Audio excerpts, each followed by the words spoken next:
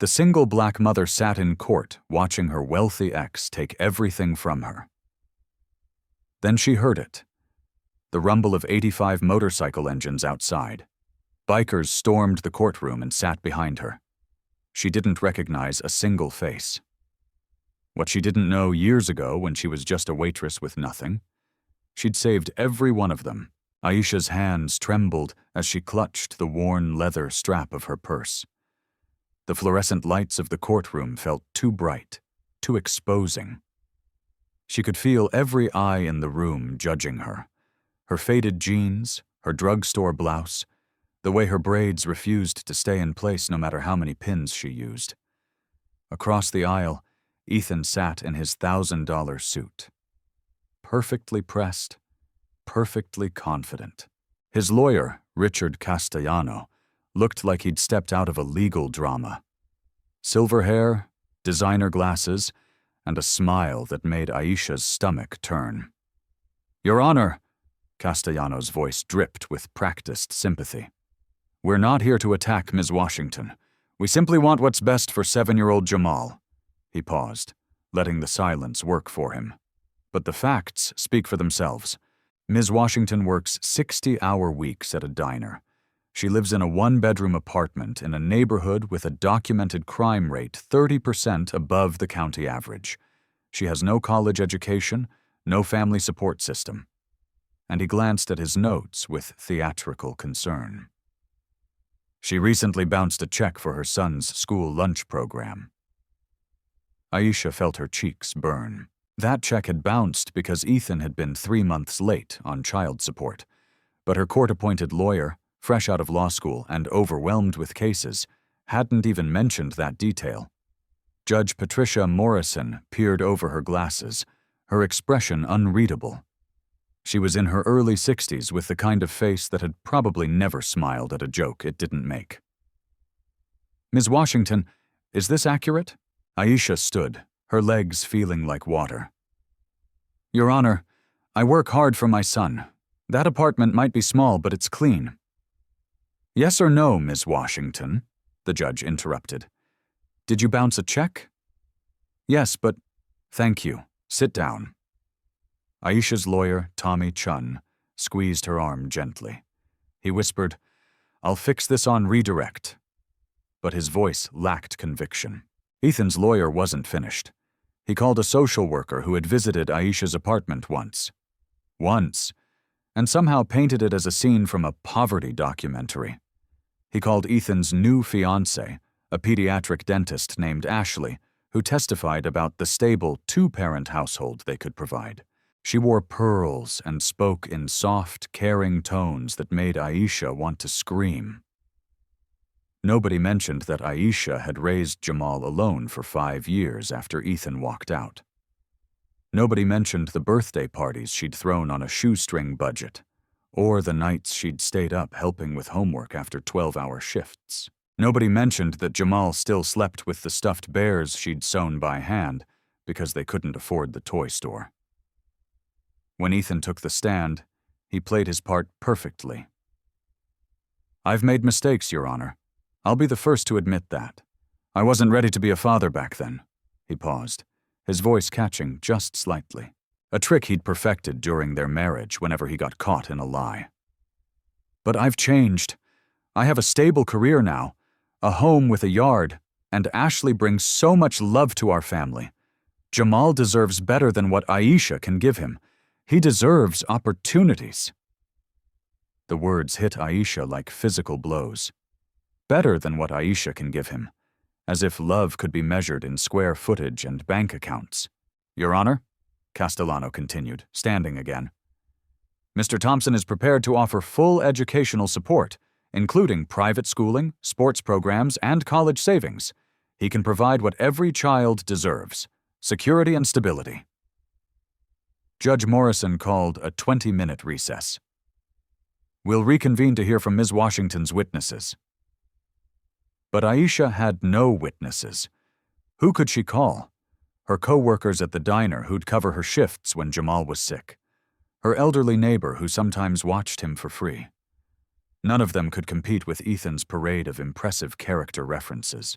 Aisha stumbled out of the courtroom, her vision blurring with tears. She found a wooden bench in the hallway outside and collapsed onto it, burying her face in her hands. 7 years. 7 years of being both mother and father, of choosing between paying the electric bill and buying Jamal new shoes, of making every sacrifice imaginable. And now some judge who'd never missed a meal in her life was going to take her son away. "Ma'am, you okay?" Aisha looked up through her tears. A maintenance worker stood nearby holding a mop. He was in his 30s, African-American with kind eyes and a name tag that read, Jerome. "I'm sorry." Aisha wiped her face. "I'm fine." Jerome set his mop aside and sat down, keeping a respectful distance. "That custody hearing in there, room 4B, Aisha nodded, not trusting her voice. "Thought I recognized you." Jerome's voice was soft. "You probably don't remember me. Been about 15 years. I was a kid, 17, maybe 18, sleeping behind the old Riverside Diner on Marshall Street." Aisha's breath caught. She looked at him more carefully. Something about his eyes. "It was winter," Jerome continued. "Coldest February on record. You found me one night after your shift. Brought me inside, gave me food, let me sleep in the storage room. Did that for 3 months until I got into a youth program." He smiled. "You saved my life that winter, Miss Washington. Literally." "Jerome," Aisha whispered, the memory flooding back. "Little Jay, you were so thin." "Not so little anymore." He glanced toward the courtroom. "And I don't forget people who showed me kindness when the world turned its back." He pulled out his phone. "That man in there in the fancy suit, he doesn't know who you really are, but I do. And I know some other folks who do too. Jerome, I appreciate it, but there's nothing. Just trust me." He was already dialing. The phone rang once before someone picked up. "Hawk? Yeah, it's Jerome. Remember that woman I told you about? The one from the Riverside Diner who took me in back in '09. A pause. "She's in trouble. Real trouble. Courtroom 4B, County Courthouse. She needs us." Another pause. Jerome's expression shifted, determined, almost fierce. "How fast can you get here?" He listened, then looked at Aisha. His eyes held something she hadn't seen all day. Hope. "Good," Jerome said into the phone. "Bring everyone." 20 minutes felt like 20 hours. Aisha sat in the hallway, Jerome beside her, neither speaking. She could hear her heartbeat in her ears. Inside that courtroom, her entire world was being decided by people who didn't know her, didn't see her, didn't care. "They're coming," Jerome said quietly, checking his phone. 5 minutes out." "Who's coming?" Aisha's voice was barely a whisper. Before Jerome could answer, the bailiff stepped into the hallway. "Miss Washington, we're resuming." Aisha stood on shaking legs. Jerome touched her shoulder. "Go on in, and whatever happens next, just trust it." She walked back into courtroom 4B feeling like she was walking to her execution. Ethan sat there smirking, his lawyer shuffling papers with casual confidence. Judge Morrison settled into her chair with a heavy sigh. "Ms. Washington," the judge began, "do you have any witnesses to present on your behalf?" Tommy Chun stood. "Your Honor, we have—" That's when the sound started. Low at first, a distant rumble like thunder rolling in from far away, but it grew louder, deeper. The windows rattled slightly. Several people in the courtroom turned toward the sound, confused. Ethan's lawyer frowned. "What is that?" The rumble became a roar. Not one engine, but dozens. The unmistakable sound of motorcycles, big ones, approaching fast. Judge Morrison's eyes narrowed. "Bailiff, what's going on out there?" The bailiff moved to the window, and his eyes went wide. "Your Honor, you need to see this." Through the tall courthouse windows, they appeared. One by one, then in groups, motorcycles rolled into the parking lot, chrome gleaming in the afternoon sun, black leather, American flags. The riders moved with precision, parking in perfect rows like a military formation. Aisha's jaw dropped. There had to be at least 80 of them. The engines cut off one by one, leaving an eerie silence. Then the courtroom doors opened. They walked in quietly, respectfully, big men and women in leather vests, boots echoing on the tile floor. They filed into the gallery, filling every available seat.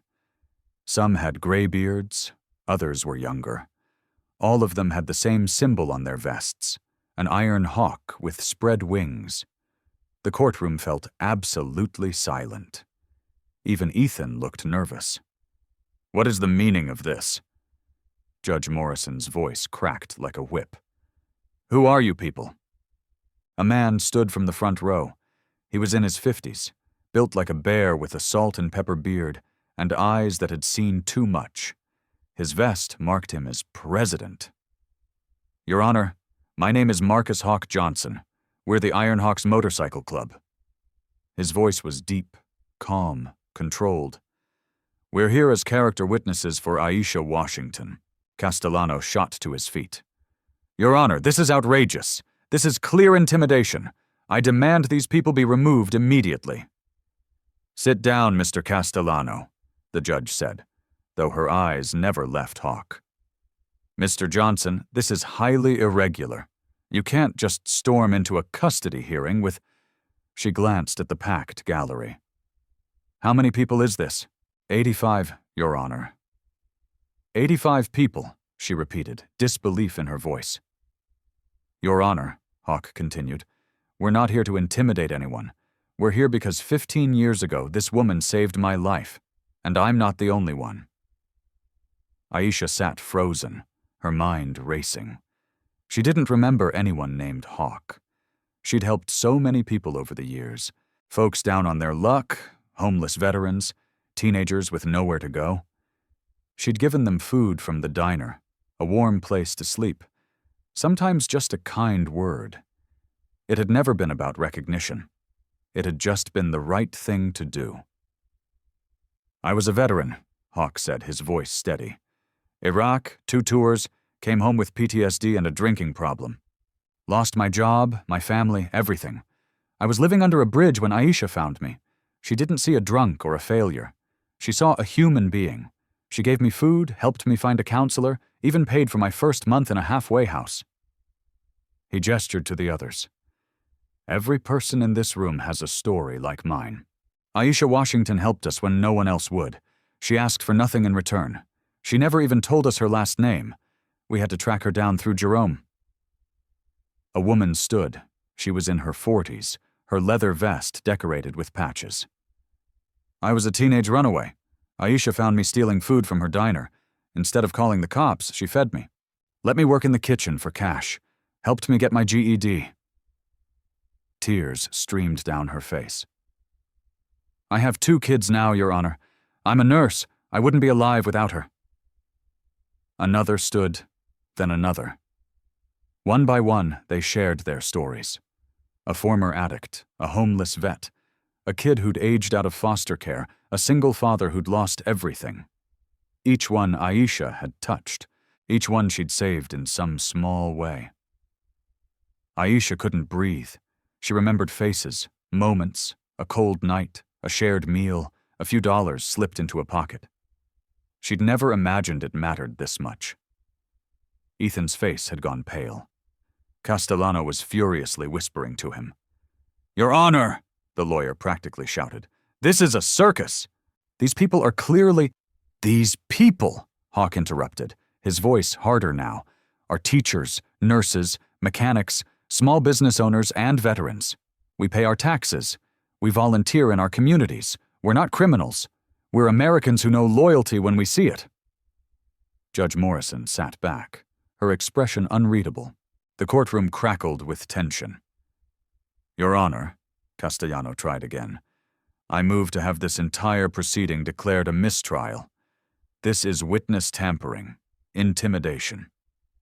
Your Honor, Tommy Chun finally found his voice. "These are legitimate character witnesses. They have every right to testify." The judge rubbed her temples. "This is unprecedented." She looked at Aisha, really looked at her for the first time.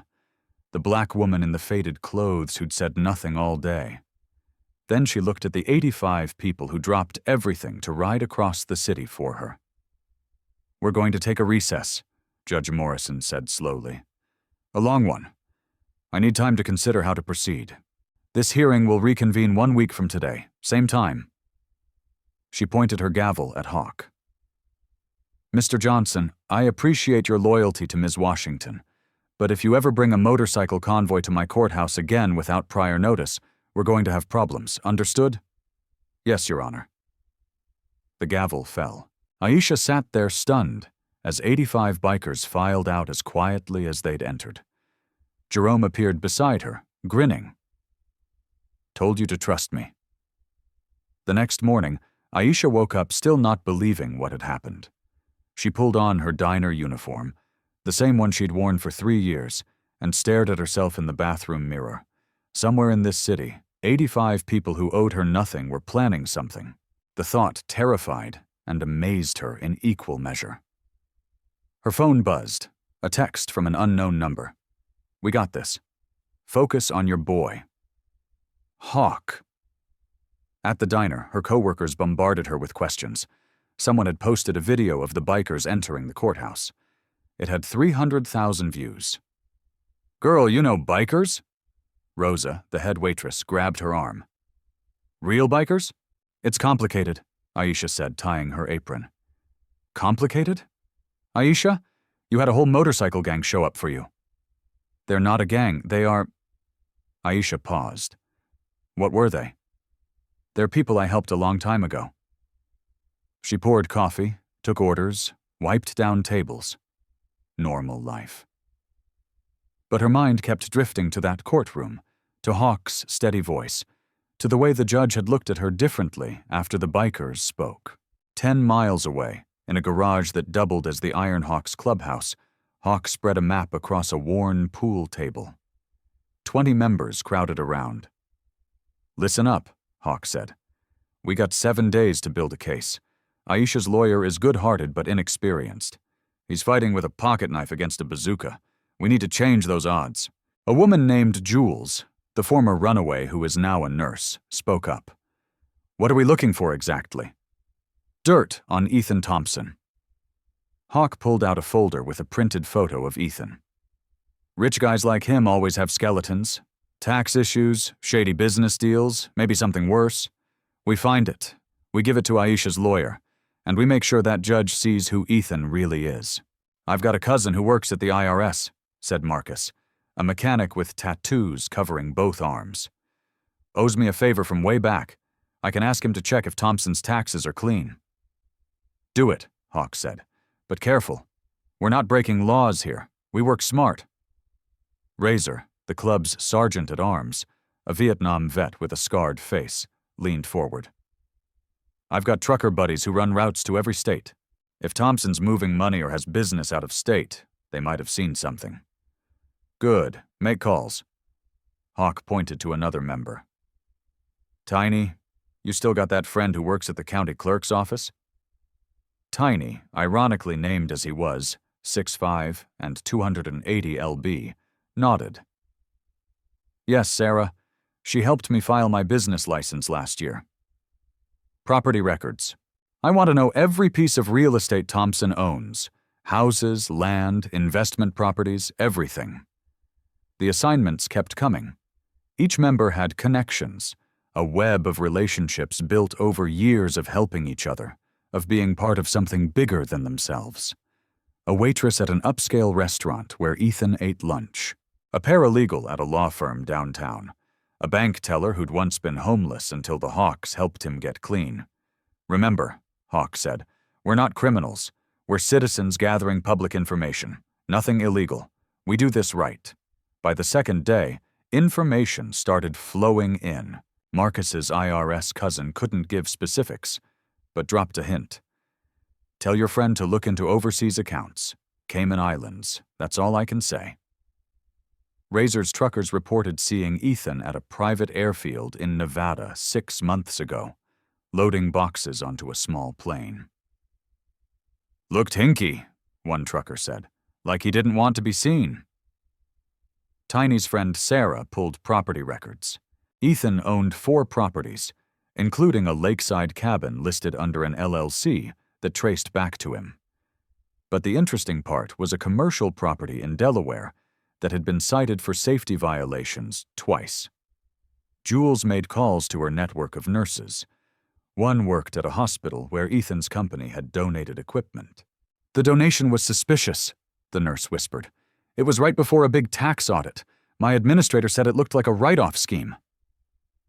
Back at the diner, Aisha's shift ended at 4. She picked up Jamal from after-school care, hugging him so tight he squirmed. "Mom, you're crushing me." "Sorry, baby," she kissed his head. "Just missed you today." "Mrs. Chun said you were on TV. Is that true?" Aisha's heart clenched. "Sort of. It's nothing to worry about. Are you still fighting with Dad?"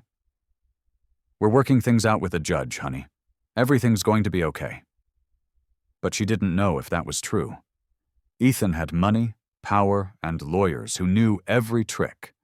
What did she have? A group of bikers who barely knew her, and her phone rang. Hawk. "Aisha, you got a minute to talk?" "Sure. Jamal, go wash up for dinner." She stepped into her tiny bedroom. "What's going on?" "Your ex-husband isn't what he pretends to be." Hawk's voice was grim. "My people found some things. Offshore accounts, suspicious property deals, a pattern of using fake donations for tax breaks. There's more, but we're still digging." Aisha sat on her bed, dizzy. "How did you—" "We know people. Good people who owe us favors. People who care about the truth." He paused. "Aisha, this guy's been playing games with the system for years. He's not some upstanding citizen. He's a con artist in an expensive suit." "Can you prove it?" "Working on it. We've got leads on at least 3 deals that look like fraud. Tax evasion for sure. Maybe bribery. We're hearing he might have paid off a building inspector last year. It's going to take a few more days to get solid evidence, but it's there." Aisha's hands shook. "Hawk, why are you doing this? All of this?" Silence on the other end. Then, 15 years ago, I was ready to eat a bullet. I had the gun loaded, sitting under that bridge, thinking nobody would miss me. Then you showed up with a sandwich and a thermos of soup. You sat with me for an hour. You talked to me like I was human." His voice roughened. "You gave me a reason to see tomorrow. Now I'm returning the favor." Tears burned Aisha's eyes. "I just gave you food." "You gave me hope. That's bigger than food." He cleared his throat. "Get some rest. We've got 5 more days. When you walk back into that courtroom, Ethan Thompson's going to wish he'd never messed with you." After he hung up, Aisha sat in the dim light of her bedroom. In the living room, Jamal was singing something off-key while washing his hands. Her small, beautiful life. The life Ethan wanted to take away. But now, she had an army. An army built from kindness she'd forgotten. From moments that had seemed so small. Maybe, just maybe, kindness was the most powerful weapon of all. Aisha woke up on day 4 to 17 missed calls and 43 text messages. Her phone wouldn't stop buzzing. The first text was from Rosa at the diner. "OMG, Aisha, turn on the news." With trembling fingers, she opened her news app. Her face stared back at her from the screen. The Black Mother with 85 guardians. Viral custody battle captivates nation. Her heart stopped. Below the headline was the video, the one someone had filmed in the courtroom, but now it had been viewed 12 million times. 12 million. The video showed the bikers filing in, respectful and silent. It caught Hawk's testimony, his voice steady and dignified. It showed her face, tear-streaked, shocked, overwhelmed. The comment section exploded with thousands of messages. This is what real loyalty looks like. That woman must be a saint. 85 people showed up for her. I'm crying at my desk right now. Faith in humanity restored. Aisha scrolled, her coffee getting cold. Jamal was still asleep. She should wake him for school, but she couldn't move. This was too big, too public, too everything. Then she saw the other articles. The morning talk shows had picked it up. Twitter was flooded with hashtags. Jakar 85 Guardians. Mother Aisha.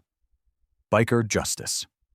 Someone had created a tribute video set to emotional music, intercutting the courtroom footage with photos the bikers had shared. Aisha at the old diner, younger, smiling, handing food to people through the back door. By noon, the story had hit national news.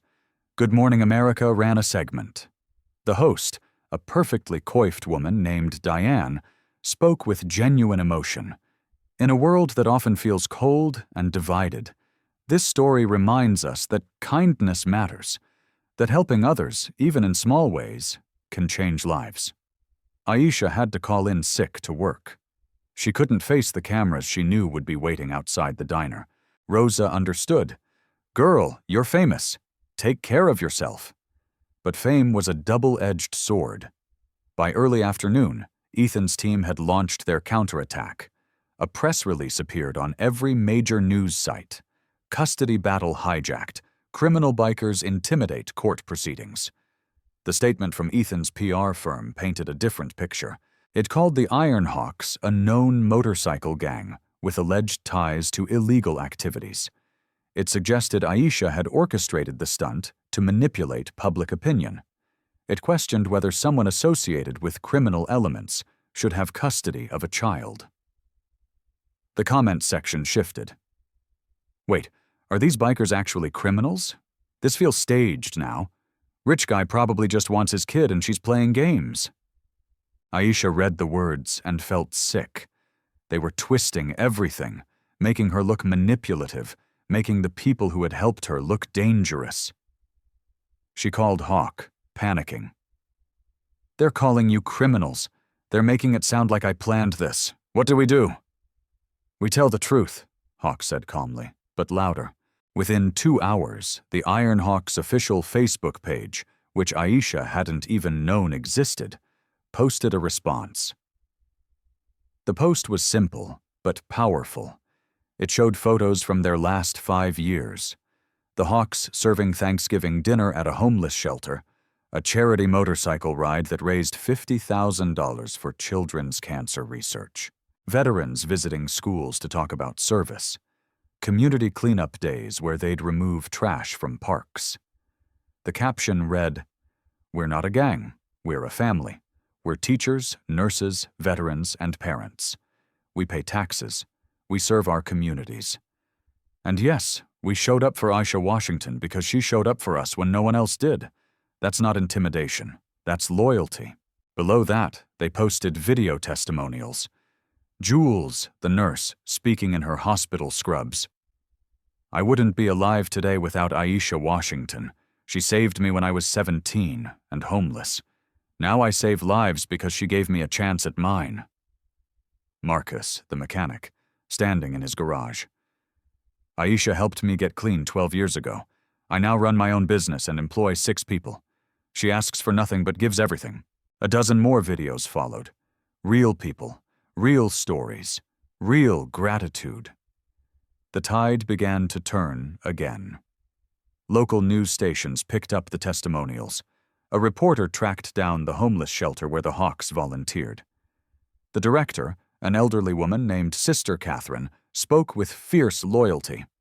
"The Ironhawks have been volunteering here for 8 years. They're some of the kindest, most dependable people I know. Calling them criminals is a disgrace."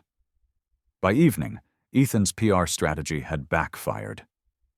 The internet loves an underdog, and Aisha had become America's underdog. Memes spread, artwork appeared, stylized drawings of Aisha with 85 guardian angels on motorcycles. Musicians wrote songs. A hashtag emerged: loyalty over money. A celebrity chef with 5 million followers tweeted, "I grew up poor with a single mom who worked 3 jobs. This story hits home. Team Aisha all the way." A popular podcaster dedicated an entire episode to examining how the legal system favors wealth over character. Ethan's Facebook page got flooded with angry comments. His company's website crashed from the traffic. Someone created a petition demanding the judge rule in Aisha's favor. It got 200,000 signatures in 6 hours. Aisha sat on her couch that night, Jamal asleep in her lap, watching it all unfold on her phone. It felt surreal. Yesterday, she was nobody. Today, the entire country was arguing about her life. Her phone rang, a number she didn't recognize. "Ms. Washington, this is Brenda Park from CNN. We'd love to have you on our show tomorrow to tell your side." Aisha hung up. Then she turned off her phone. The attention was overwhelming. Everyone wanted a piece of her story, her pain, her struggle. They wanted her to perform her trauma for their entertainment. But in all the noise, one thing had become crystal clear. She wasn't alone anymore. Somewhere out there, millions of strangers were rooting for her. 85 bikers were fighting for her. And Ethan's perfect, polished image was cracking like cheap paint in the sun. Aisha held Jamal closer, breathing in the smell of his shampoo. 3 more days until the hearing. 3 more days to gather strength. The world was watching now, and that changed everything. Day 5 started with a phone call that shattered Aisha's fragile hope. "Ms. Washington, this is Tommy Chun."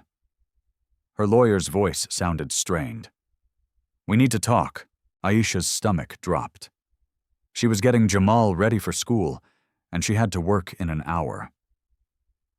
"What's wrong?" "I got a call from Ethan's legal team. They're planning to use the media coverage against you. They're going to argue that you're exploiting the situation, that you're using the bikers to create a public spectacle and prejudice the judge." He paused. "Aisha, I'm worried they might have a point.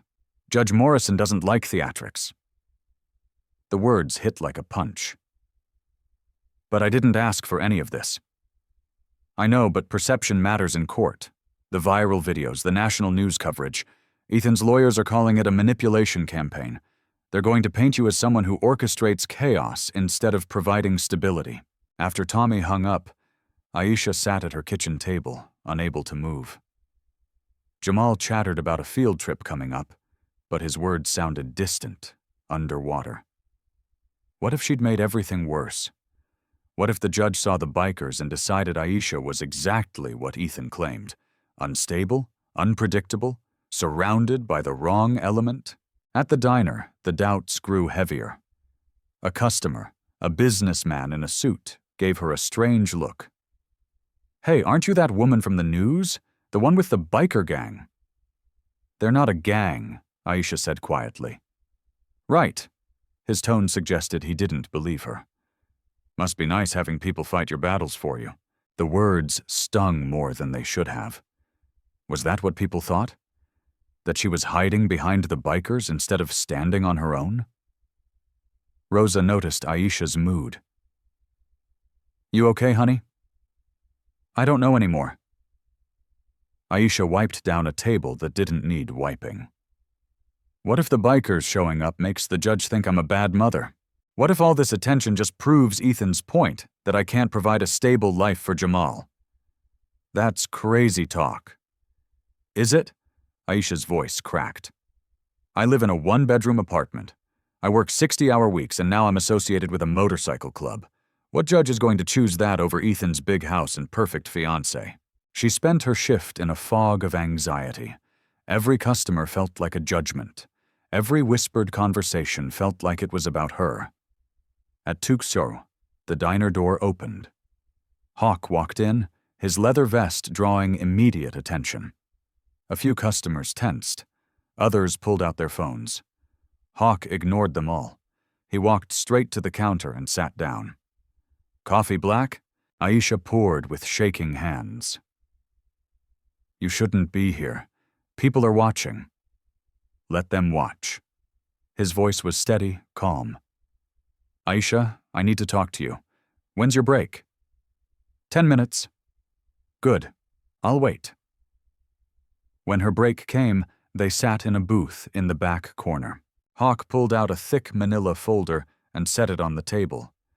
You're having doubts, he said. It wasn't a question. Aisha looked down at her hands.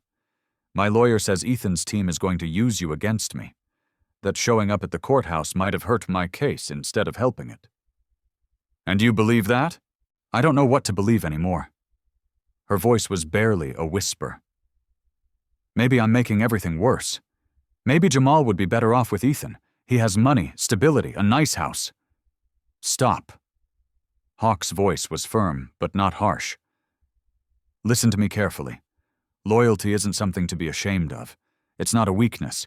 It's the strongest thing a person can have. Aisha looked up. His eyes were intense. Honest. You're doubting yourself because rich people like Ethan have convinced the world that money equals worth, that a big house matters more than a big heart, that expensive lawyers trump actual character. He leaned forward. But that's garbage, Aisha. Complete garbage. The judge might not see it that way. Then we make sure she does. He pushed the folder toward her. This is everything we found on Ethan Thompson, and trust me, it's ugly. Aisha opened the folder. Her eyes widened. Bank statements showing transfers to offshore accounts, tax documents with suspicious deductions, emails discussing bribes to a building inspector, photos of Ethan at that Nevada airfield, loading boxes that, according to flight records, were headed to the Cayman Islands, a pattern of fraud spanning years. How did you get all this legally? Public records, whistleblowers, people who got tired of watching him cheat the system. Hawk tapped the folder. This man isn't a good father. He's a criminal in an expensive suit. He doesn't want Jamal because he loves him. He wants Jamal because you filed for child support, and he's trying to avoid paying it. Aisha's hands trembled as she flipped through pages of evidence. I know you're scared, Hawk continued, but you can't let fear make you small. 85 people showed up for you because you were brave enough to help them when they were at their lowest. You didn't worry about what people would think. You just did what was right. That was different. No, it wasn't. You've always been brave, Aisha. You just forgot. He stood up. In 3 days, you walk back into that courtroom, and you walk in with your head high because you're not just fighting for yourself. You're fighting for Jamal, and you're showing him that good people don't back down when things get hard. Aisha looked at the evidence in front of her. Real proof, solid documentation.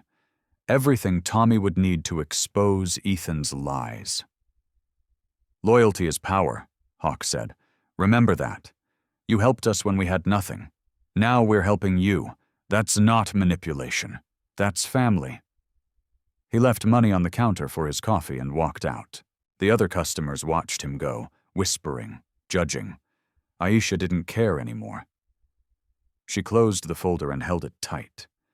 For the first time in days, she felt something other than fear. She felt angry.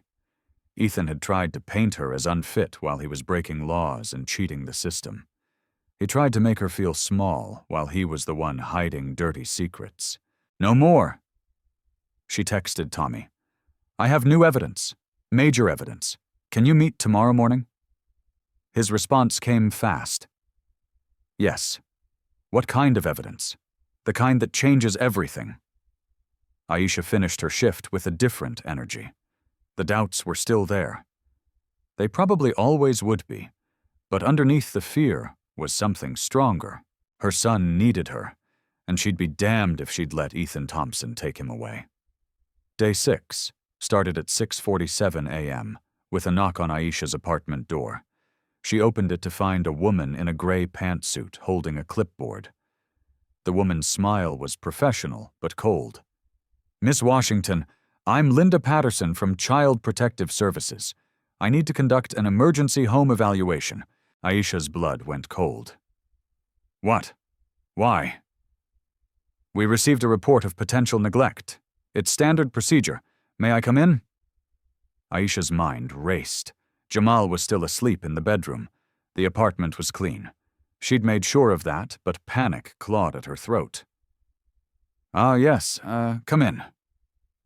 Linda Patterson walked through the small apartment with clinical precision.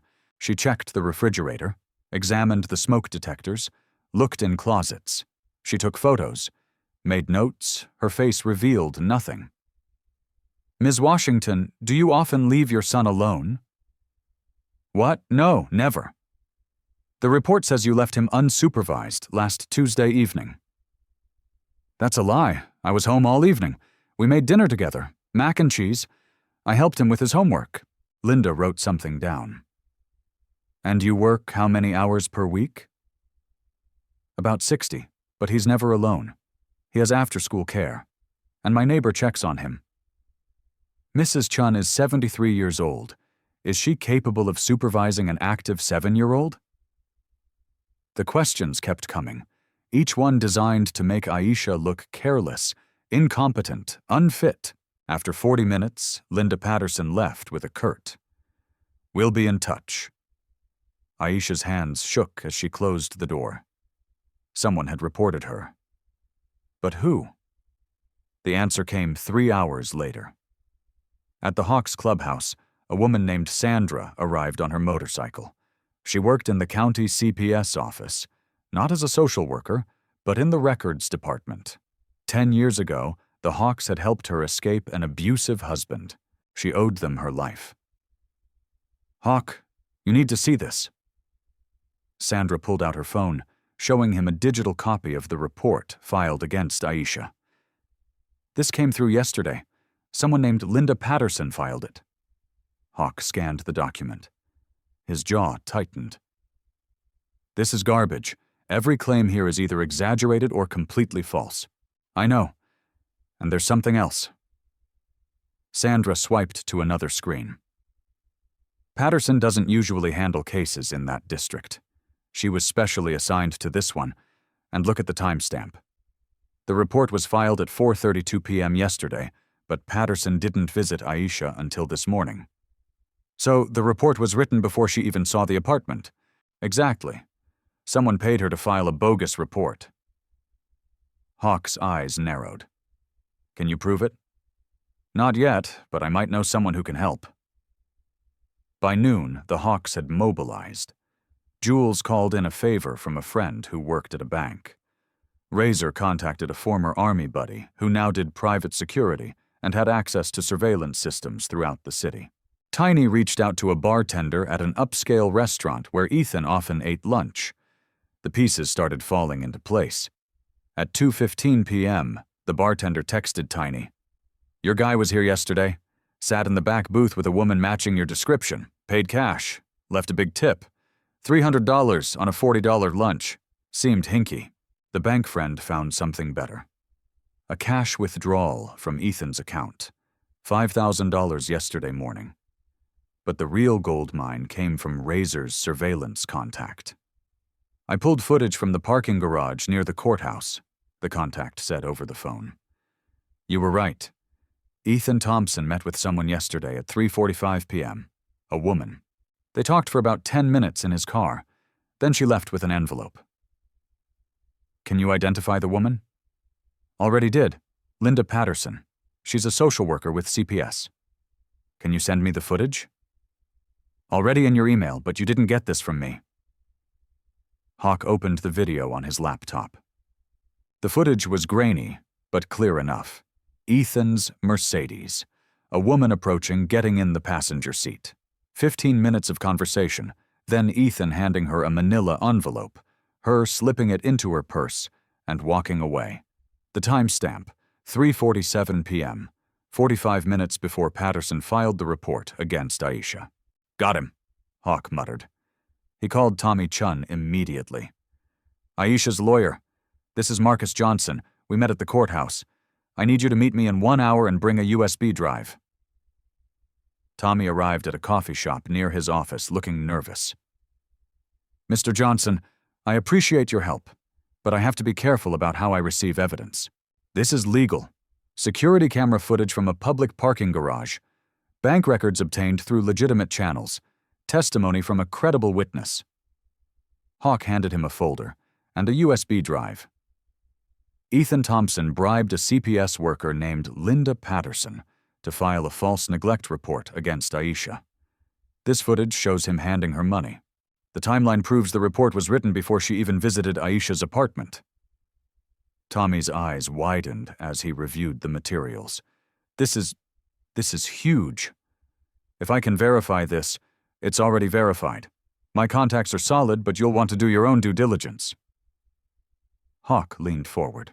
That man is trying to destroy Aisha's life with lies. He's not just fighting dirty, he's committing crimes. Bribery, filing false reports. He needs to be exposed. Tommy nodded slowly, his lawyer brain kicking into gear. I'll need to file an emergency motion. Alert the judge. This changes everything. How long? I can have it filed by end of business today. The judge will see it first thing tomorrow morning. Good. Hawk stood. One more thing. Patterson needs to be reported. What she did was illegal and unethical. There are real kids out there who need protection, and she's wasting resources on fake cases for money. I'll make sure the proper authorities are notified. After Tommy left, Hawk sat in the coffee shop for a long moment. Ethan Thompson was getting desperate, which made him dangerous. But desperation also made people sloppy, and Ethan had just made a critical mistake. He texted Aisha. Ethan tried to sabotage you with a fake CPS report. We have proof. Your lawyer is handling it. You're safe. Her response came quickly. How did you know? We know people, and we take care of our own. Across town, in his luxury downtown condo, Ethan poured himself a scotch. He'd paid Patterson $5,000 to file that report. By tomorrow, the judge would see Aisha as a negligent mother. The viral video momentum would die. He'd win custody, avoid those child support payments, and put this whole mess behind him. His phone rang. His lawyer, Castellano. Ethan, we have a problem. Aisha's lawyer just filed an emergency motion. They have evidence. You bribed a CPS worker. Ethan's glass slipped from his hand, shattering on the marble floor. What? Surveillance footage, bank records, the whole thing. The judge is going to see this tomorrow morning. Ethan, if this is true, it's not. I mean, how could they possibly… Did you or did you not meet with Linda Patterson yesterday? Silence. Ethan, did you bribe a social worker? More silence. I need to know what I'm dealing with here. Ethan hung up. His hands shook. How had they found out? He'd been so careful. Cash payment, private meeting, no paper trail, except there was always a trail, and somehow Aisha's people had found it. For the first time since this whole custody battle started, Ethan Thompson felt genuine fear. Day 7, one day before the final hearing. At 9:00 a.m., Judge Patricia Morrison's chambers received 3 separate legal filings. Her clerk, overwhelmed, brought them in on a silver tray like they were about to explode. The first was from Tommy Chun, an emergency motion revealing Ethan Thompson's bribery of a CPS worker, complete with surveillance footage, bank records, and witness testimony. The second was from Ethan's legal team, a motion to dismiss the entire custody case on grounds of witness tampering and prejudicial interference, citing the organized intimidation campaign by the Iron Hawks Motorcycle Club. The third was from someone Judge Morrison had never heard of, Daniel Doc Rivera, attorney at law representing the Iron Hawks Motorcycle Club. Judge Morrison read all 3 motions. Then she read them again. Then she reached for her bottle of aspirin. At 10:30 a.m., she called an emergency hearing in her chambers, not the courtroom, her private office. She wanted answers, and she wanted them now.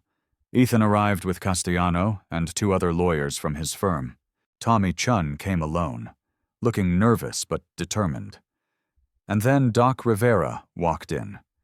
He was in his late 40s, Latino, with close-cropped hair and a well-tailored suit. But underneath the professional exterior, Judge Morrison could see the tattoo peeking out from his collar. An iron hawk. He carried himself with the confidence of someone who'd argued in far more dangerous venues than a courtroom. Your Honor, Castellano started immediately. We're here to discuss the travesty that has befallen these proceedings. The Iron Hawks Motorcycle Club has conducted a systematic campaign to— Mr. Castellano, the judge interrupted. I'll decide what we're here to discuss. Sit down. Judge Morrison looked at Doc Rivera. Mr. Rivera, your filing says you represent the Iron Hawks. What's your interest in this custody case? Your Honor, my clients have been falsely accused of witness tampering and intimidation. These accusations are not only untrue, but they're being used to distract from serious criminal activity by Mr. Thompson. Doc's voice was calm, measured.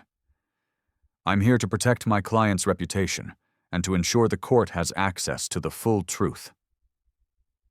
The full truth, Castellano scoffed. Your client staged an invasion of this courthouse with 85 bikers. Character witnesses, Doc corrected. 85 citizens exercising their legal right to testify in a public hearing. Unless Mr. Castellano believes poor people aren't allowed in courtrooms.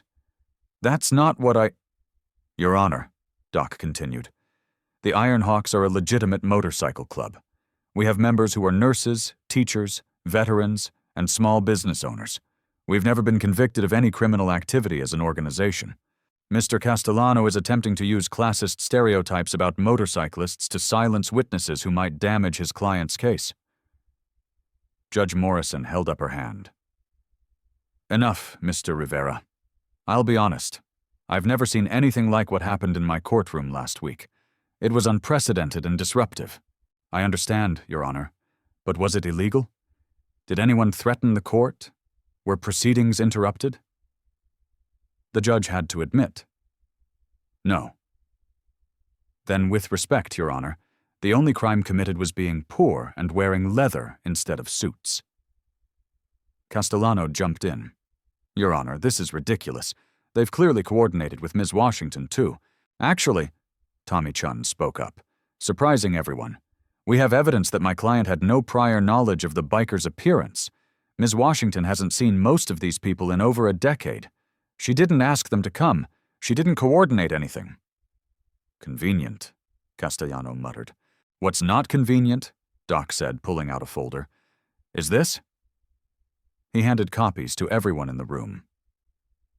Surveillance footage showing Mr. Thompson meeting with CPS worker Linda Patterson yesterday. Timestamped 45 minutes before she filed a false neglect report against Ms. Washington. Bank records showing Mr. Thompson withdrew $5,000 that morning.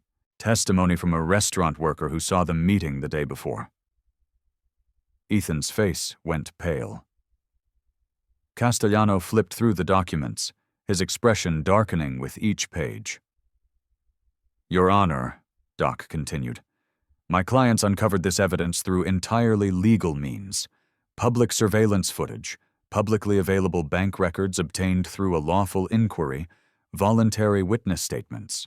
Everything in that folder is admissible. Judge Morrison studied the surveillance footage stills. The images were grainy, but clear enough. Ethan's car, Patterson getting in, an envelope changing hands. Mr. Thompson, the judge said quietly, did you meet with Linda Patterson yesterday? Your Honor, this is taken out of context. Yes or no? Ethan looked at his lawyer. Castellano's face said everything. Don't answer that. I invoke my Fifth Amendment right against self-incrimination, Ethan finally said. The room went silent. That was as good as a confession. Your Honor, Castellano tried to recover. Even if there was some impropriety on my client's part, which we neither confirm nor deny, it doesn't change the fact that a motorcycle gang has— Stop calling them a gang, Judge Morrison snapped. I've done my research, Mr. Castellano. The Iron Hawks have no criminal record as an organization. They run charity events. They volunteer at soup kitchens. Unless you have actual evidence of criminal activity, stop wasting my time with prejudicial language. Castellano's mouth opened and closed like a fish. Here's what's going to happen. Judge Morrison said. "Tomorrow we'll proceed with the final hearing. Both sides will present their cases, and I will consider all evidence, including Mr. Rivera's documentation of what appears to be bribery and fraud." She looked directly at Ethan. "Mr. Thompson, you should know that I've already contacted the district attorney's office. They'll be reviewing this matter separately." Ethan looked like he might be sick. "As for the motion to dismiss," the judge continued, "denied. The presence of character witnesses, no matter how many, is not grounds for dismissal." She looked at Doc Rivera. "However, Mr. Rivera, if your clients show up tomorrow, they will conduct themselves with absolute decorum. Is that clear?" "Yes, Your Honor." "Good. This meeting is adjourned." Outside the courthouse, Doc Rivera found Hawk waiting by his motorcycle. "How'd it go, Doc?" "Judge is pissed at Ethan. The bribery evidence hit hard. She's referred it to the DA." Doc smiled slightly. "Castellano tried to play the scary biker card. Didn't work. Tomorrow's the big day." "Yeah, and Hawk. Ethan's scared. Really scared. That makes him unpredictable. Tell everyone to be on their best behavior tomorrow. Suits, no vests. We give the judge 0 reasons to doubt us." Hawk nodded. "Already planned on it." That evening, Aisha got a call from Tommy Chun. His voice was excited, hopeful. "Aisha, the judge knows about the bribery. She's taking it seriously, and she shut down Ethan's motion to dismiss. We're still in this fight." "What does that mean for tomorrow?" "It means we have a real shot." "A good shot?" He paused. "But Aisha, you need to be ready. Ethan's going to come out swinging. He's cornered now, and cornered animals are dangerous." After hanging up, Aisha looked at her reflection in the bathroom mirror. Tomorrow, everything would be decided. Her son's future, her future. But for the first time since this nightmare started, she didn't feel helpless. She had evidence. She had a lawyer who believed her. And she had 85 people ready to stand with her. One more day. Just one more day. The evening of day 7, something unexpected happened. A local news crew was filming outside the courthouse when a woman named Ellen Martinez walked up carrying a handmade sign. It read, "Aisha Washington helped my family. We stand with her." The reporter, sensing a story, approached her. "Ma'am, can you tell us why you're here?" Ellen was in her 60s, a grandmother with kind eyes and calloused hands. "5 years ago, my husband had a stroke, lost his job, lost our insurance. We couldn't afford his medications. I was at the Riverside Diner one night crying because I didn't know how we'd survive." She paused, emotional. Aisha overheard. She gave me $500, just handed it to me and said, "Pay me back when you can." We never could pay her back, but I can stand here for her now. By the next morning, the video had been shared 50,000 times, and people started showing up. At dawn, on day 8, the day of the final hearing, the courthouse steps were filled with supporters. Some held signs, others simply stood in solidarity. There were mothers who worked minimum-wage jobs, veterans, small business owners, people who'd been homeless, people Aisha had helped in ways big and small over the years. A man named Carlos, who owned a small auto repair shop, brought his entire crew of 6 mechanics. They wore matching T-shirts that said, "Team Aisha," with a small Iron Hawk logo. "Aisha's son came to my shop once with a flat tire on his bike," Carlos told a reporter. "She didn't have money for a new tire, but I saw how hard she worked.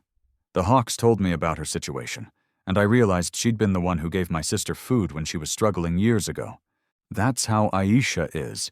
She helps people and doesn't ask for credit." A teacher named Mrs. Brennan arrived with a dozen other teachers from Jamal's school. "Jamal Washington is one of the brightest, most well-adjusted children I've taught in 20 years, she said firmly. "That doesn't happen by accident. That's good parenting." The local bakery, Miller's Bakery, run by an elderly couple, brought coffee and donuts for everyone in the crowd.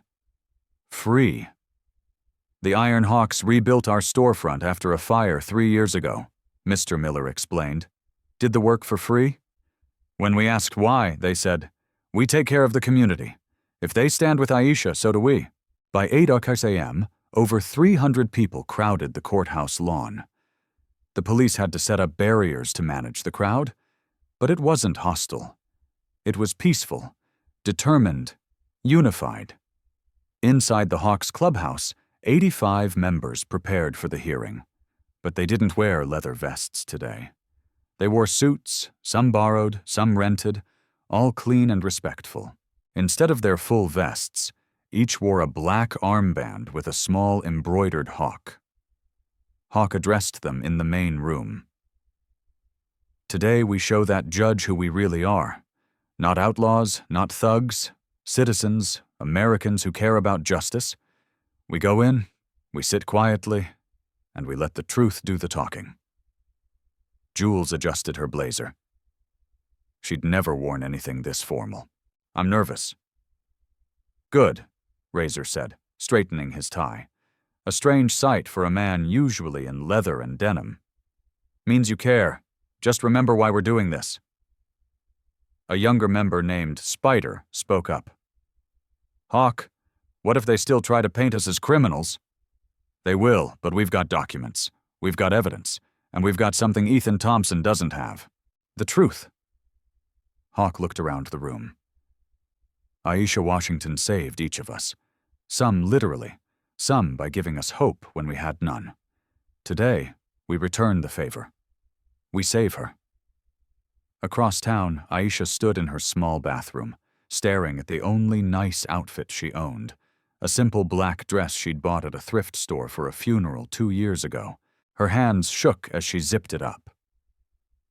Jamal knocked on the door. Mom, are you okay?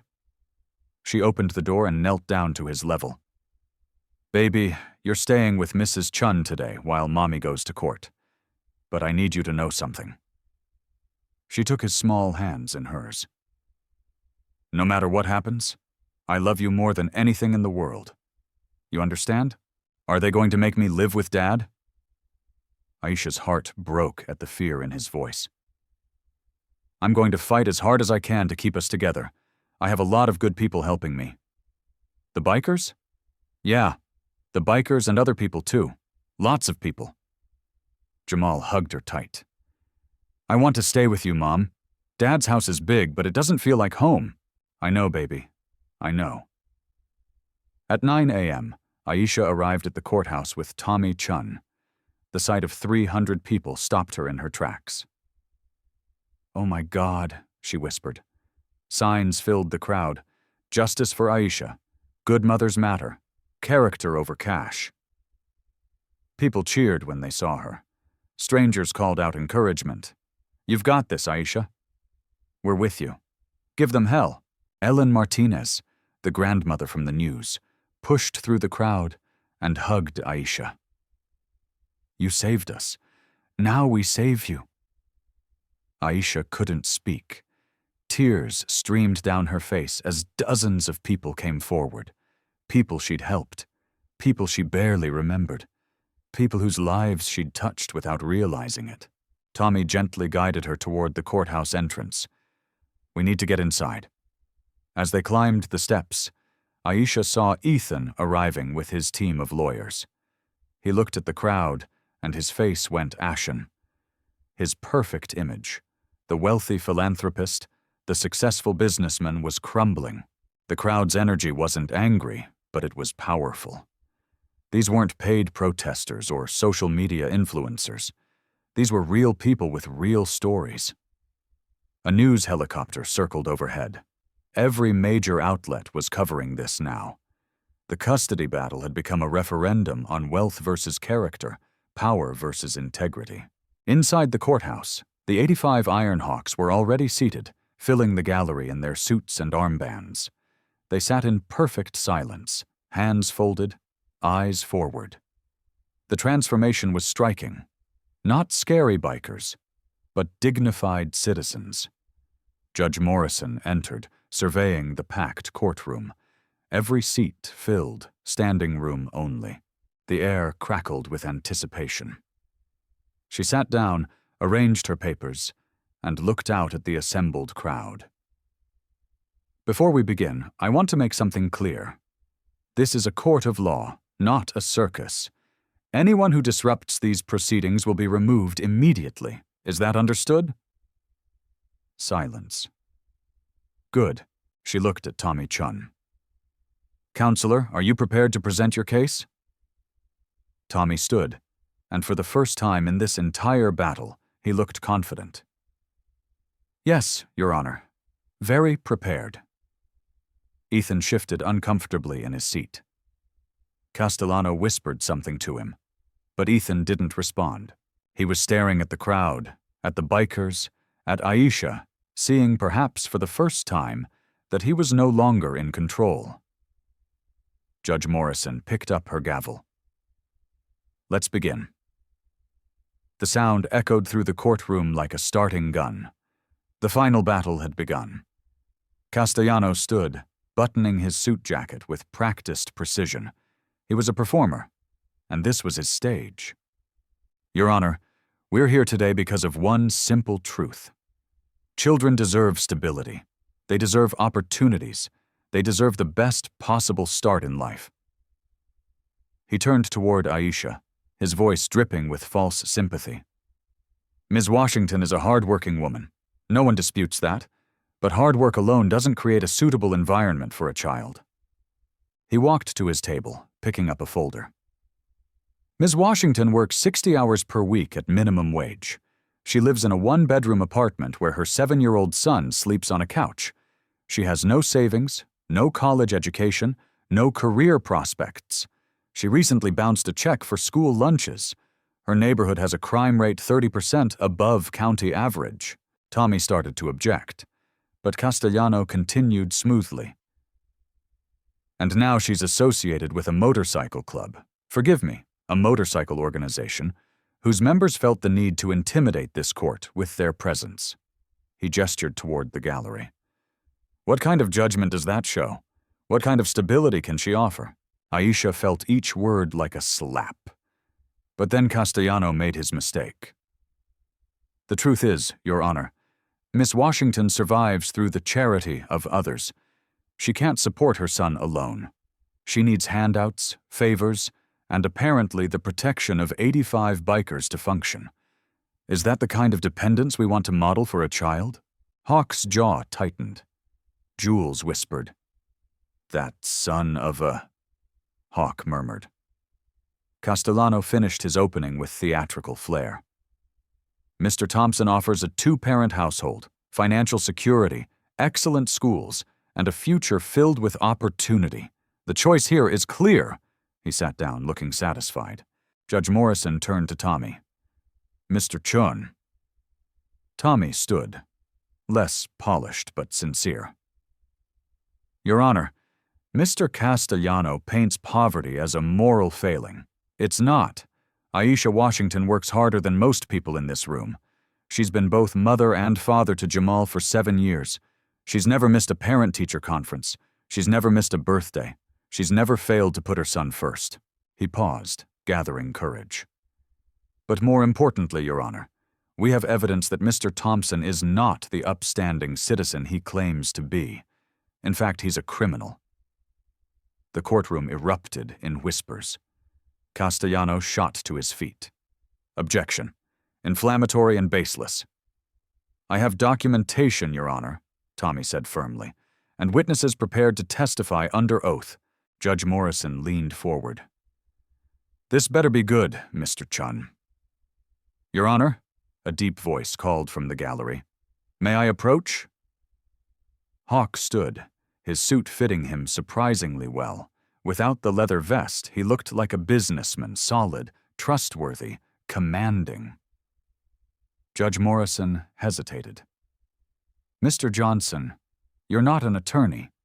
No, Your Honor, but I'm a witness to Mr. Thompson's character, or lack thereof, and I have evidence I believe the court needs to see. The judge considered this. Counselor Chun, is this your witness? Yes, Your Honor. Fine. Mr. Johnson, Approach the bench. And this better not be a stunt. Hawk walked forward calmly, carrying a thick folder. Doc Rivera joined him at the bench. Together they presented documents to the judge, while Castellano protested loudly. Judge Morrison silenced him with a look and began reading. Her expression changed. Skepticism became surprise. Surprise became concern. Concern became anger. "Mr. Thompson," she said quietly, "please stand." Ethan rose, confused and nervous.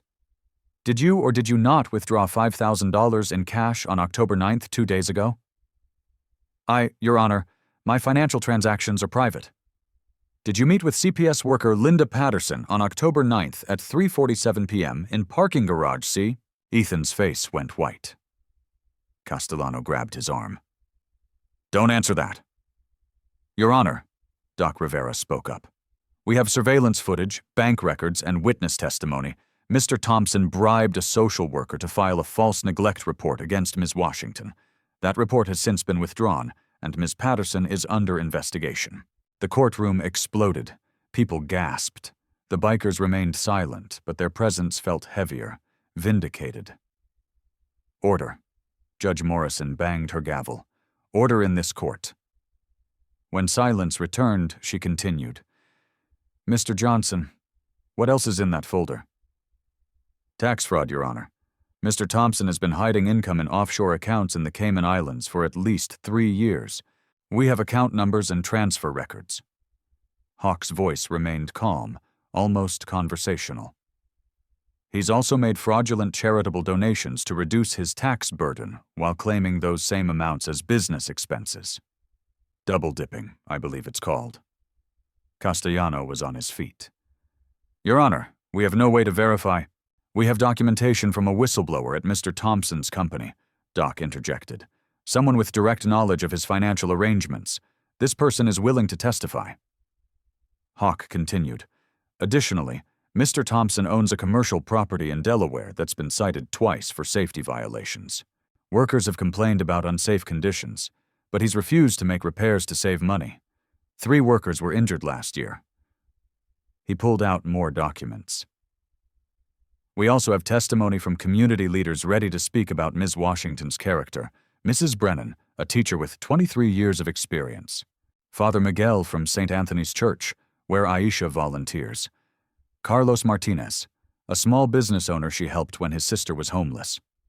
Judge Morrison flipped through page after page of documentation. Bank statements, tax forms, transfer records, official complaints, incident reports. Everything was organized, labeled, professional. "Your Honor," Hawk said quietly, "Mr. Thompson isn't fighting for his son. He's fighting to avoid child support payments. He abandoned Jamal 5 years ago and only came back when Aisha filed for support. This isn't about love, it's about money and ego." Castellano tried one more time. "Your Honor, this is a coordinated attack by a motorcycle gang."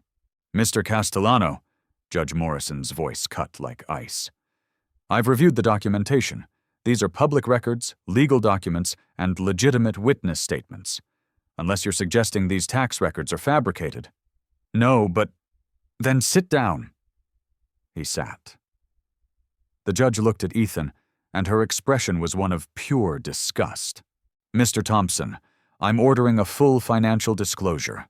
You will provide this court with complete tax returns, bank statements, and documentation of all assets within 48 hours. Failure to comply will result in criminal contempt charges." "Your Honor," Castellano tried weakly, "we need time. You've had plenty of time, and you've wasted it on lies." She turned to Hawk. "Mr. Johnson, I want your witnesses, all of them.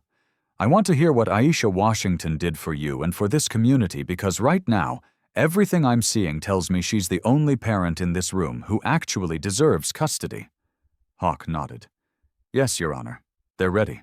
One by one, community members approached the stand. Mrs. Brennan testified about Jamal's academic excellence and Aisha's constant involvement. Father Miguel spoke about Aisha's volunteer work and her unwavering integrity. Carlos told the story of how Aisha had helped his family without expecting anything in return. Each testimony was brief but powerful. No theatrics, just truth. And with each witness, Ethan seemed to shrink in his chair. The man who'd walked in with confidence and expensive lawyers now looked like what he truly was, a liar caught in his own web. After the community witnesses finished, Judge Morrison called a 10-minute recess. When they reconvened, her expression was stone cold. "Mr. Chun," she said, "do you have anything else to present?" Tommy stood, and this time his nervousness was gone. He'd found his courage. "Yes, Your Honor. I'd like to formally enter into evidence the documents Mr. Johnson provided, along with additional financial records our office obtained through legal discovery." He approached the bench with a banker's box full of files. Castellano watched, his polished demeanor finally cracking. "Your Honor," Tommy continued, "these documents show a pattern of criminal activity spanning at least 3 years. Tax evasion through offshore accounts, fraudulent charity claims, bribery of a government official, and perhaps most troubling." He pulled out a specific folder. Evidence that Mr. Thompson has been systematically underreporting his income to avoid child support payments. Aisha's breath caught. That was why Ethan wanted custody. Not love, just money. "Your Honor," Castellano jumped up, "these allegations are outrageous. My client is a respected businessman." "Was," Judge Morrison corrected sharply. "Mr. Thompson was a respected businessman. Now I'm not sure what he is." She looked directly at Ethan. "Mr. Thompson, I'm going to ask you some questions. You're under oath. Do you understand?" "Your Honor, I strongly advise my client not to answer questions without—" "Mr. Castellano, your client is in my courtroom fighting for custody of a child. If he's not willing to answer questions about his character and conduct, that tells me everything I need to know." She fixed Ethan with a hard stare. "Mr. Thompson, take the stand." Ethan looked at his lawyer. Castellano shook his head slightly. "Don't do it." But Ethan was trapped. Refusing would look guilty. He stood on shaking legs and walked to the witness stand. "Mr. Thompson," the judge began, "why do you want custody of your son?" "Because I love him, Your Honor. He's my son." "When did you last live with him?" 5 years ago. "And why did you leave?" Ethan shifted. "I wasn't ready to be a father then. I made mistakes, but I've changed." "Have you paid child support during those 5 years?" There were some delays." "Yes or no, Mr. Thompson?" "Not consistently, no." "How much do you owe in back child support?" Ethan's jaw tightened. "I'm not sure of the exact—" $47,000, Tommy Chun called out, reading from a document. "Plus interest," the courtroom murmured. That was almost enough for a down payment on a house. Money Aisha desperately needed. Judge Morrison's eyes narrowed. "Mr. Thompson, you claim to care about your son's well-being, yet you failed to provide basic financial support for 5 years. Your Honor, my business had some difficulties. According to these tax documents, your business reported $600,000 in gross income last year alone." The judge held up the papers. "So, where's the child support?" "Those numbers are, after expenses. Mr. Thompson, did you or did you not transfer $200,000 to an account in the Cayman Islands in March of this year?" Ethan went pale. "That was a business investment." "A business investment?" Judge Morrison's voice rose. "You had money for offshore investments, but not for your son's food and shelter. Your Honor, you don't understand how business works." "Don't patronize me, Mr. Thompson. I understand perfectly. You were hiding assets to avoid financial responsibility." She leaned forward.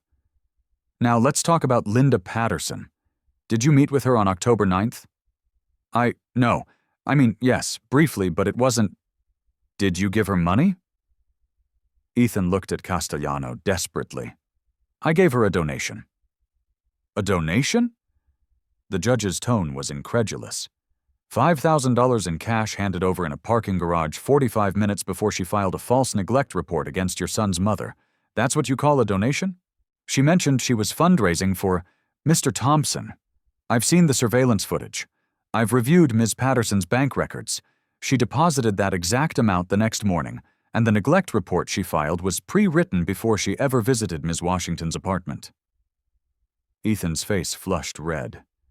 Your Honor, You bribed a government official to file a false report. That's a felony, Mr. Thompson. No, I was trying to... He stopped, realizing every word was making it worse. What were you trying to do? Judge Morrison pressed. Ethan's composure finally shattered. She doesn't deserve him. The words burst out raw and angry. Aisha barely has anything. I can give Jamal everything. Private schools, vacations, a real future. Why should I pay her money when I can just raise him myself? The courtroom went silent. Even Castellano looked horrified. So this is about money, the judge said quietly. Not love. Money. Ethan realized his mistake too late. I didn't mean... You just admitted under oath that you pursued custody to avoid child support payments. Judge Morrison's disgust was palpable. You bribed an official, hid assets, and attempted to weaponize the legal system against a woman whose only crime is being poor. Your Honor, please. I'm not finished. The judge's voice could have frozen fire. Let me ask you something, Mr. Thompson. In the 5 years since you left, how many times have you attended Jamal's parent-teacher conferences? Ethan hesitated. Work has been busy. How many, Mr. Thompson? None. How many birthday parties? None. How many school plays, soccer games, or doctor appointments? None. But when is Jamal's birthday? Ethan froze. His mouth opened, closed. It's in spring, April, July, Aisha whispered from her seat, tears streaming down her face. July 14th. You don't even know your own son's birthday, Judge Morrison said, her voice heavy with disgust. But I'm sure Ms. Washington knows. I'm sure she knows his favorite food, his fears, his dreams, his teacher's name, his best friend's name, because that's what real parents do. Ethan sat there defeated, his lies stripped away like cheap wallpaper. The perfect image he'd maintained, the successful businessman, the reformed father, the stable provider, was gone. All that remained was a selfish man caught in his own trap. Mr. Castellano, the judge said, does your client have anything else to say? The lawyer stood slowly. No, Your Honor. Good, because I've heard enough.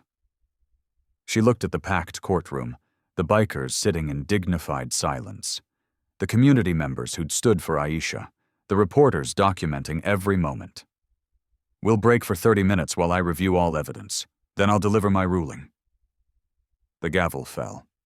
Ethan stumbled from the witness stand, his expensive suit suddenly looking cheap. Castellano whispered urgently to him, but Ethan wasn't listening. He looked like a man watching his world collapse in real time. Across the aisle, Aisha sat frozen. Tommy's hand on her shoulder. She didn't dare hope. Not yet. But in the gallery, Hawk caught her eye and nodded once. They'd done it. They'd exposed the truth. Now they just had to wait. 30 minutes felt like 30 years. Aisha sat on a bench in the hallway, her hands clasped so tightly her knuckles turned white. Tommy paced nearby, reviewing his notes one last time, even though there was nothing left to review.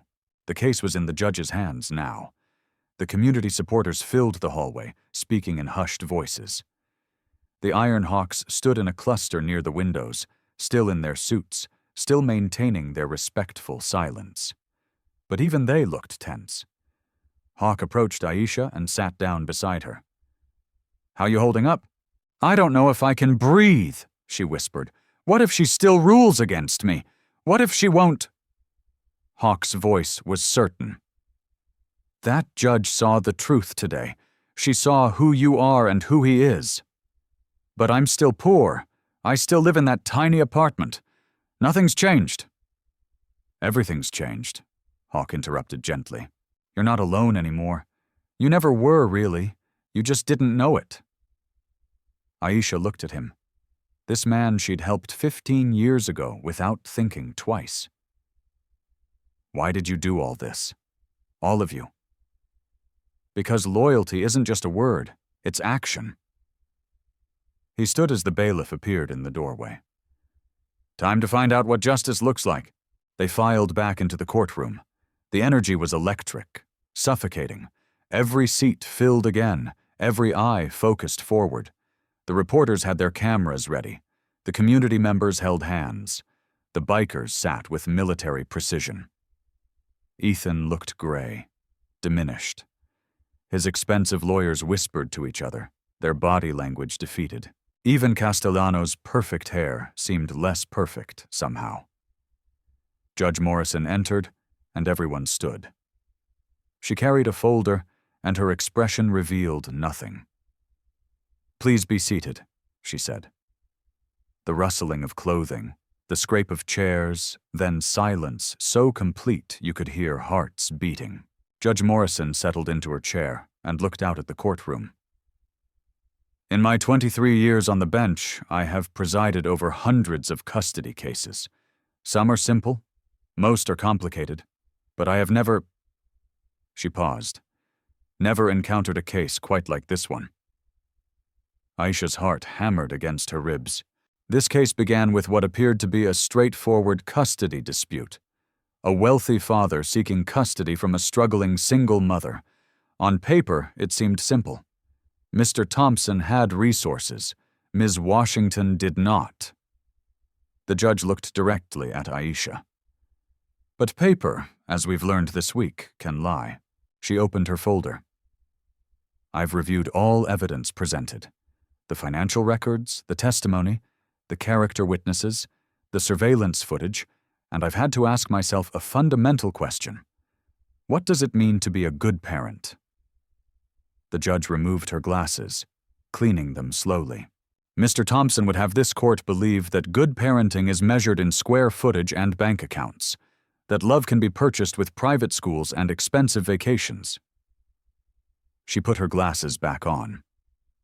But that's not what the law says, and it's certainly not what common sense says. Ethan shifted in his seat. The law is clear, Judge Morrison continued. Custody decisions must be based on the best interests of the child, not the best interests of the parent, not financial convenience. The child. She looked at her notes. Jamal Washington is 7 years old. For 5 of those years, he has been raised solely by his mother. During that time, Mr. Thompson has been absent, not just physically, but financially and emotionally. Her voice grew harder. Mr. Thompson owes $47,000 in back child support. He has attended 0 parent-teacher conferences, 0 birthday parties. He doesn't know his own son's birthday. These are not the actions of a caring father. These are the actions of a man who abandoned his responsibility. Castellano started to rise, but Judge Morrison held up her hand. I'm not finished. The evidence presented by Ms. Washington's counsel reveals a pattern of criminal behavior by Mr. Thompson. Tax evasion through offshore accounts, fraudulent charitable deductions, bribery of a government official, and witness intimidation through the filing of false reports. She leaned forward. Mr. Thompson didn't come to this court seeking his son. He came seeking to avoid financial obligation. Ethan's face was crimson now. Whether from shame or anger, Aisha couldn't tell. In contrast, the judge's tone softened slightly. Aisha Washington has worked 60-hour weeks to provide for her son. She lives modestly, yes, but Jamal is fed, clothed, loved, and thriving academically. His teacher describes him as well-adjusted and bright. His priest speaks of Ms. Washington's integrity and dedication. Multiple community members testified to her character, not because they were paid, but because she had touched their lives through simple acts of kindness. Judge Morrison paused, letting her words settle. This court has also heard unprecedented testimony from 85 members of the Ironhawks Motorcycle Club. I'll admit their initial appearance was startling, but after reviewing the evidence and hearing their testimony, I find no criminal activity, no intimidation, only loyalty to a woman who helped them when no one else would. She looked directly at Hawk. Mr. Johnson, your organization has shown this court what community really means. Thank you. Hawk nodded silently, but Aisha saw the emotion in his eyes. Now, Judge Morrison said, her voice taking on formal weight, I'm prepared to issue my ruling. The courtroom seemed to hold its collective breath. In the matter of custody for Jamal Washington, minor child, I rule as follows. Aisha gripped the edge of the table. Full physical and legal custody is hereby granted to Aisha Washington, the mother